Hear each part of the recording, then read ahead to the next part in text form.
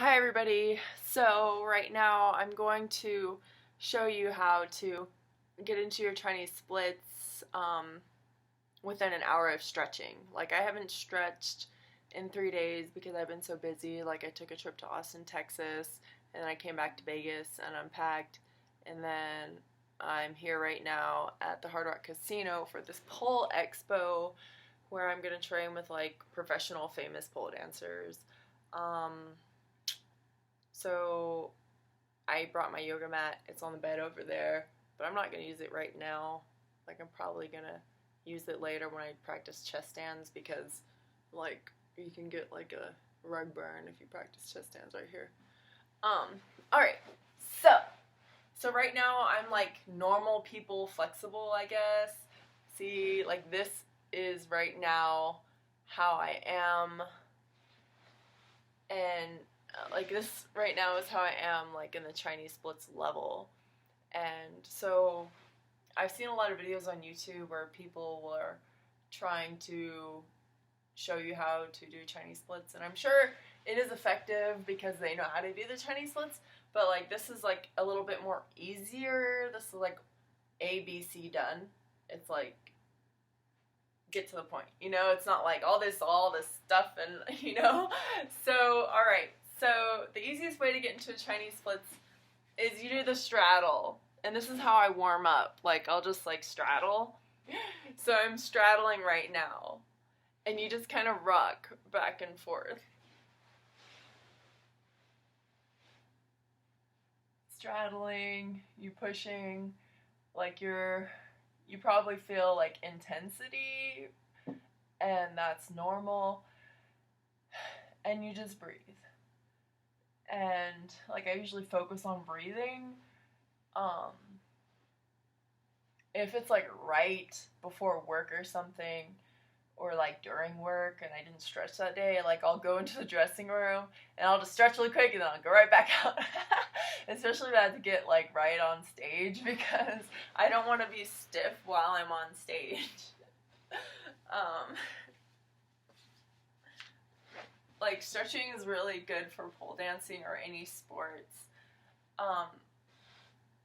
Because especially pole dancing, because like if you're flexible, like Felix Kane, like all of her moves look totally clean because she knows how to overextend her splits. Like that's why all of her moves are totally clean. So what I usually start off with is I start off with a straddle. And then this is the best way, like you just lean forward. So by the end of this video, I'll be able to do the Chinese splits because I've done this many times and I know that I can do it. And that's another thing, like you have to believe that you can do it to be able to do it.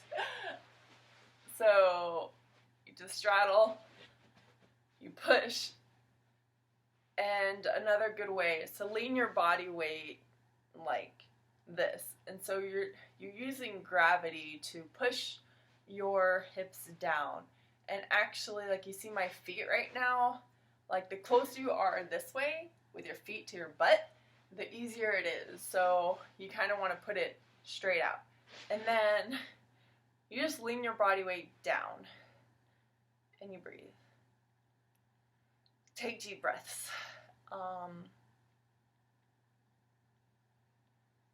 And then you can go back and forth like this. And then another good way, this is the best way that I know how, and you just go forward. And what I do is I put my head to the ground. See, it's like right now my back is curved up like this. You want to get it down. You want to get your back straight. And another good way to get your Chinese splits all the way done is like you hold your back and you push forward, like you want to stick your butt out. So you go up as much as you possibly can, move this forward and stick your butt out. And even this right here is a stretch. Like, I can feel my inner legs right now because I didn't stretch in 3 days. And then you lean forward.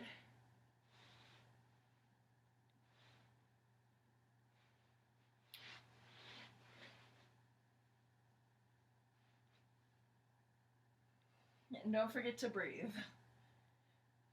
And sometimes, like, I'll go like this, and I'll basically hug the ground.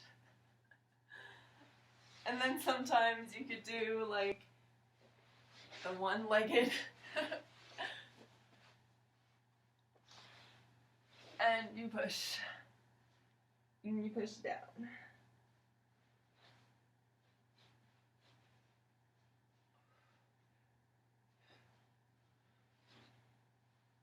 And you just rock back and forth, and you feel every little tendon, and you get every tendon on both sides of that one large major tendon that's like being stubborn and doesn't want to flex right now. Another thing I do is I go like this, just because it feels good, you know, like, I just think that, like, all the muscles are connected, so, like, whatever way that you can flex, like, I'm already getting more flexible as we speak, like, I can feel it.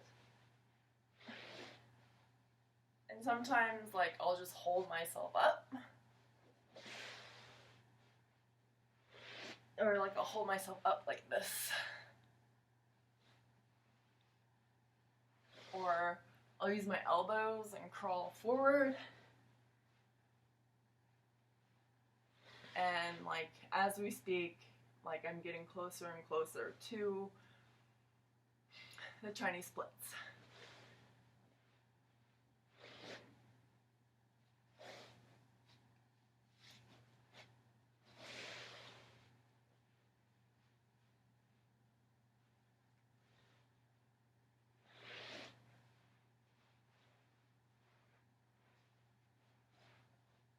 So the trick on getting our Chinese splits totally flat is, how do I explain it? It's like this bone right here, like that, it sticks out on me. I don't know if it sticks out on everybody, but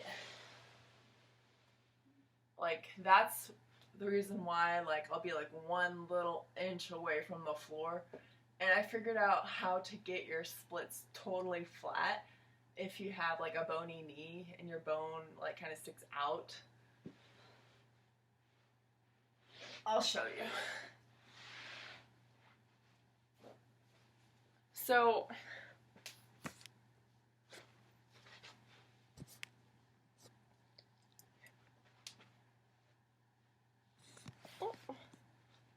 like my bone, it sticks out right here. Like, you see that? This is what stops me from, or this is what used to stops me. It used to stop me from getting totally flat on the ground, like having basically your vagina or whatever you have between your legs down on the floor. Is this right here. It's like an inch of bone. Like, you can see that it's a bump right there on my knee.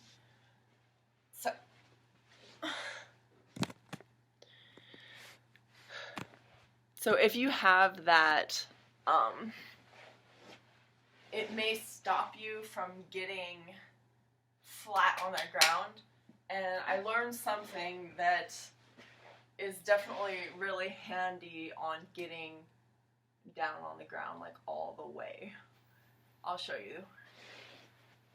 So, alright. So, just keep pushing. And I did this on one side, so I gotta do it on the other one.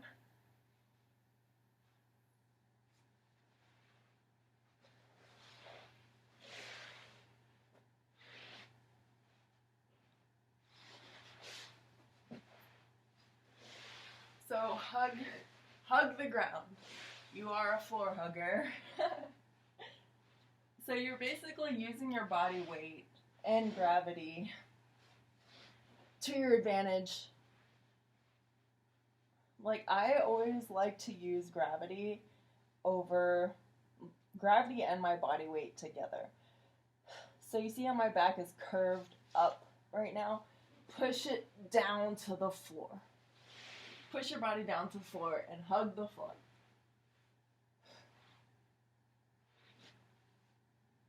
So right now I am in a Chinese splits, and I'm all the way down. I'm all the way down on the Chinese splits, except for that 1 inch that I was telling you about, which is really annoying. Hold on. So, hug the ground. Get your back straight. And you are in the Chinese splits. So, the trick to get the Chinese splits flat on the ground is, so you're on the ground and you're in the Chinese splits, and you can feel your major tendon, and the way to get it flat on the ground is, what I do is I pull forward and then I push up. So right now I'm balancing my weight on the ground where the tendon is. Like, I'm balancing on the tendon, basically. The major tendon that's the most difficult to bend.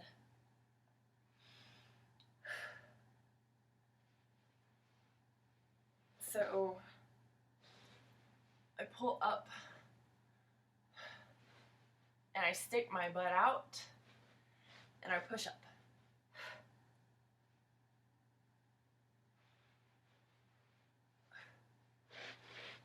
So that's how you get into the Chinese splits. I'll show you from the side.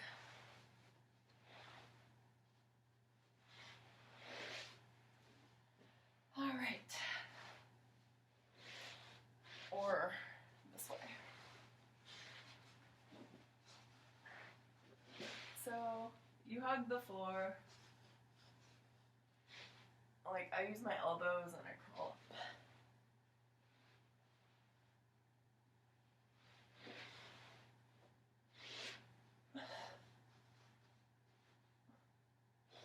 So right now I'm on the tendon and I push and I stick my butt out.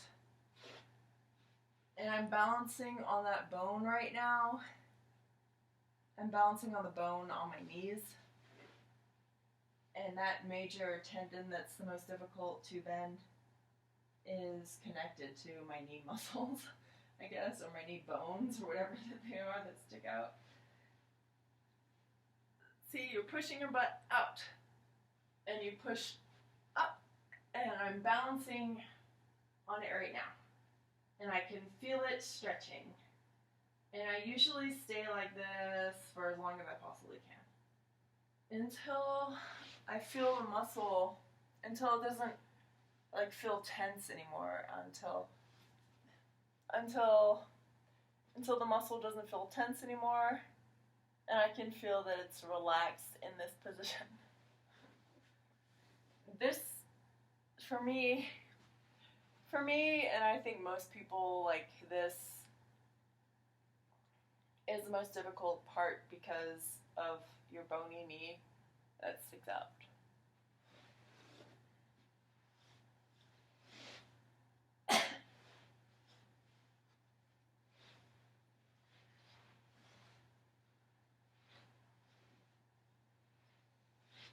So you push, you crawl up with your elbows, you push your butt out, and you go like this. And you balance here for a while.